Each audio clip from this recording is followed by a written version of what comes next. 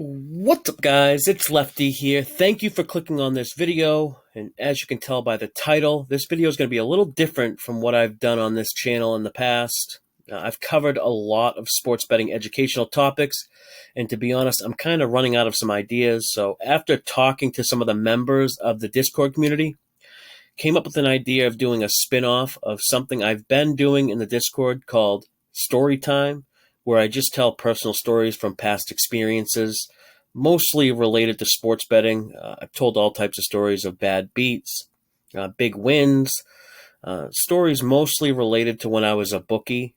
Now, to start this new series off, I'm going to go way back in time and talk about a bet that will forever be stuck with me. And not to get too dramatic here, but looking back now, almost 20 years later, it was a bet that really altered the direction of my life. If it had not gone the way it did, who knows how things would have turned out. But I started betting young. However old you are in 5th or 6th grade, that's about the time I started betting. But it was like innocent stuff. You know, my father, he was a really big bettor. This is him and I here on the golf course. We definitely played for money on this day. And the only reason I know this is because we always played for money. Some would probably label my old man as a degenerate sports bettor, but I can't really say that about my father. But he definitely bet big. He bet a lot, and he lost a lot. He'd let me pick a couple college football or NFL games each week to bet. I doubt he actually put my bets in through his bookie, but I learned about, kind of how everything works. Learned about spreads, over unders, how betting with a bookie on credit works, normal things a father teaches his son who's in the 5th grade. I also learned, that when you win, you get rewarded. And weeks that my father won were great. I don't remember having to actually pay when the bets I picked lost, but when I won, I got new cleats or sneakers or whatever I was into at that age. But it wasn't till about high school when I got my own real bookie. Now, for a lot of you watching this video, I'll have to explain how betting through a bookie was back in the early 2000s. You called your bookie on the phone to place bets. You met up with them in person weekly to pay or collect. This was way before all the different cash apps being available. Another big difference is not everyone could actually be a bookie. Besides it being a full-time job, being a bookie back in the day, you had to have a certain type of reputation. If you were a bookie and word ever got out that there was no consequences for not paying a debt, it'd be open season for that bookie. Everyone would just fire bets in, and if they won, great. If they lost, it'd be, see you later.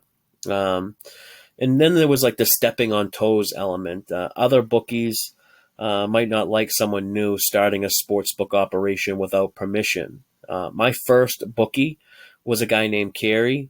And he'd be the person that someone would have to get permission from if they wanted to be a bookie. He was actually just in the news a few years ago. This is Carey. A few years ago, he beat a guy half to death during the Khabib-McGregor fight at a bar near where I live, allegedly. Well, he was found guilty of it, but I'm sure it was all a big misunderstanding. Now, keep in mind, this incident took place in 2018 when Carey was 49, so he was older and less calmer at this point. So just for time reference, I'm betting through the 35-year-old version of this guy. And still to this day, he's the only bookie I know that there were no stories of bettors not paying him.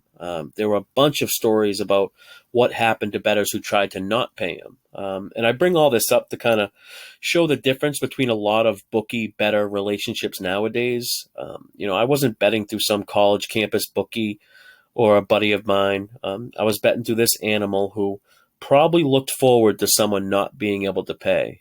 Now, why would I bet through someone like this? Some of you might be wondering, and that's a great question. Carey had a bunch of people that worked for him, and I was originally referred to one of Carey's agents that worked for him. It wasn't until like a few months later that I realized that this guy worked for Carey. But in fact, pretty much every bookie in the North Shore of Boston during this time worked for Carey or had his permission to be a bookie. And also, there wasn't a ton of options to bet back then like there is today. You either had a street bookie or you flew to Vegas. you younger guys really have no idea how easy you have it betting sports today. But moving right along, Carrie is the first character in this story. I guess we can call him the villain. So the co-star would be my best friend Pat. This is Pat to the far right with the rose in his mouth. I've known Pat since third grade. Pat's one of those sports bettors that just think everything goes against him, overly negative. He could win a miracle, come from behind ninth inning walk-off bet on Thursday, lose a bet on Friday, and complain about how nothing ever goes his way. I'm sure some of you guys know the type I'm talking about, but Pat didn't have a bookie of his own. So how it went is he'd come up with his own picks. He'd give them to me, and then I would call them into Carrie when I was placing my bets. And Pat and I would just keep track of our balances. But as far as Carrie knew, it was just me, and he didn't know anything about Pat. I did try having Pat get his own separate account through Carrie, but Pat didn't want to. And looking back, that was a smart thing. It wasn't his ass on the line if shit went bad. But neither of us had real jobs or steady income. In our mind, betting was our idea of making money. Real young and stupid we were. One week we found ourselves down $1,800 before the weekend even started. Now, I knew he was down pretty big, but didn't realize how much I was down. When I calculated the figure Friday night and saw 1,800, I knew we were in deep shit.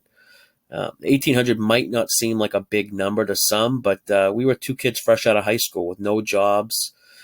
We had already used up a lot of our, parent loan bailout options one too many times. But Pat and I were no strangers to losing weeks. But what happened a lot is if I had a bad week, he'd have an okay week, and our figure owed to Carrie would be manageable, and then we kind of figure it out. But this particular week, we both had unbelievably bad weeks. I mean, both of us were just ice cold. To be down 1,800, betting $50 a game each, is about as cold as it gets. The week wasn't even over yet. We were down 1,800 going into college football Saturday. And that's when I think it both hit us that, what we got ourselves into, because we were both sick to our stomachs. We didn't even bet college football that day for fear of digging ourselves a deeper hole. And around this time, too, word was that Carrie had just broke this kid Ryan Cantwell's nose the week prior because this kid Cantwell lost and couldn't pay. He didn't even say he wouldn't pay. He just couldn't and needed time and still got his nose broken. So Sundays are the last day of the week. Monday or Tuesdays when you pay out. Pat and I talked about our options Sunday morning. We both didn't have any realistic ideas of coming up with 1,800 in a day or two. So ultimately what we decided to do was try and bet NFL Sunday and win it back, or at least get it down to 1,000. That was the number we thought we might be able to come up with by, selling or pawning possessions like video games or golf clubs or whatever. Now, I don't remember what happened on the 1 p.m. games or 4 p.m. games. All I know is going into Sunday Night Football, we were down 1,880 exactly. And I'll never forget this game for as long as I live. Sunday night game, Browns, Ravens. Baltimore was favored by 6.5, and the total was 36. Now, besides being down 1,880, Pat and I had another dilemma. We couldn't just bet 1,880 straight up on a team. How would that look being down 1,880 with our average bet size of 50 or 100, and I calling a bet for almost 2,000? He wouldn't take a bet like that, knowing it's very likely a bus ticket bet. For those of you who don't know what a bus ticket bet is, it's a bet that you make if you lose. You just buy a bus ticket and leave town, which was actually looking like a real option for Pat and I, or at least me. Remember, this debt's on me. The account's in my name. But so because we couldn't just call in a $2,000 bet, we decided to bet every type of combo bet possible on this Sunday Night Football game. Remember, there was no same game parlays or player props and stuff. We had to just bet the side and total. And before even figuring out what team we were going to bet, we figured doing a $200 parlay. We figured that's going to pay $480. A $200 A&R, that would pay $800. And A&R is an action reverse. It's kind of like a parlay, but it pays 4-1 odds instead of 2.5-1 like a parlay. But there's juice on an A&R.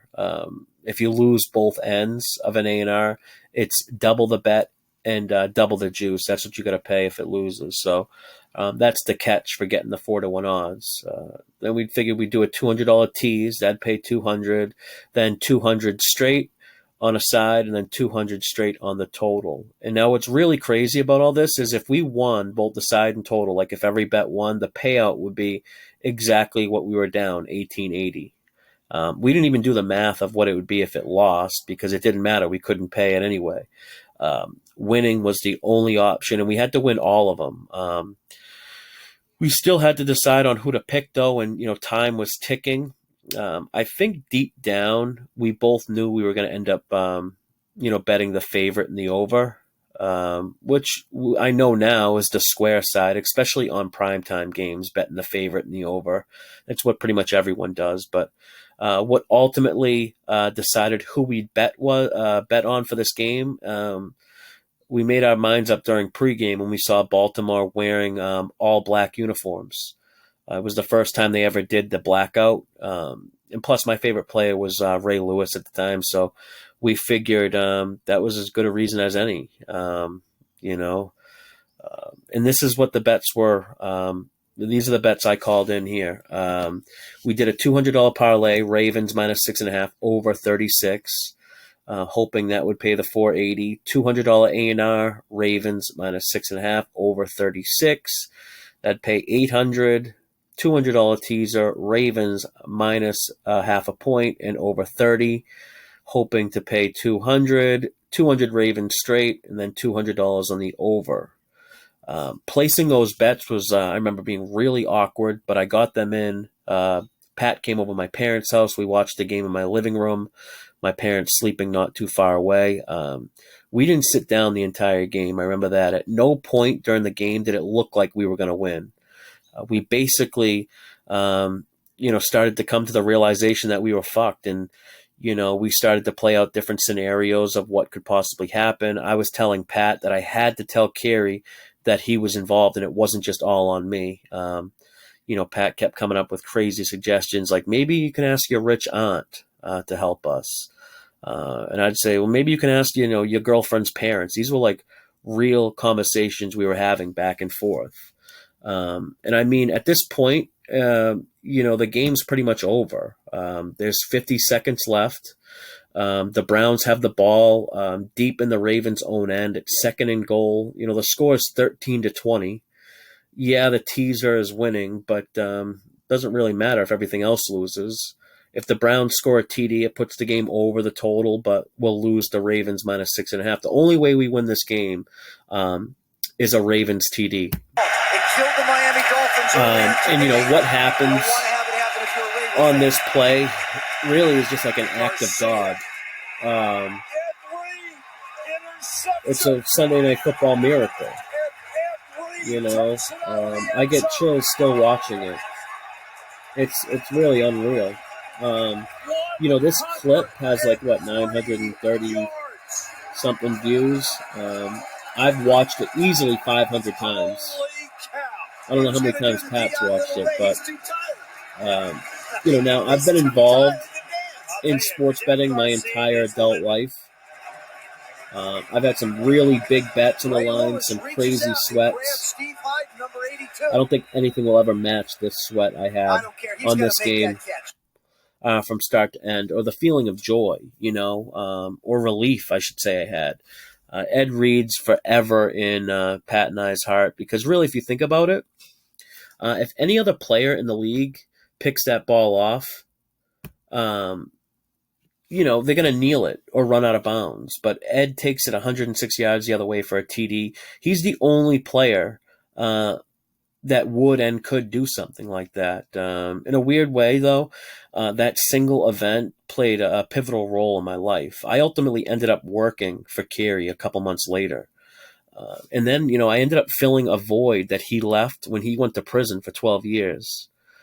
In fact, those news articles about the barroom brawl from 2018, that happened not too long after he had gotten out of prison. and then he went back to prison after that brawl. If I lost that bet, who knows what would have happened. Sometimes I think that win is kind of what attracted me to life sports betting. I've always worked in sports betting. I was a bookie for, most of my 20s. Connections I've made during my time as a bookie, led me to working, for some offshore sports books. I've worked in risk management for gaming companies, and more recently worked in sports information, worked for Action Network, Sports Insights.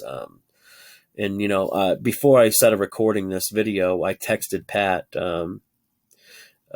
Ed Reed, like anytime I bring it up to him, it's just like we share one of those moments we'll never forget. He wrote, "How could I ever forget?" Same thing. I could never forget. And I have a lot more stories. This one's kind of like a PG 13 rated story, but I got some good ones, and hopefully you guys will find them entertaining. But yeah, that's going to do it for this one. Stay tuned for the next one.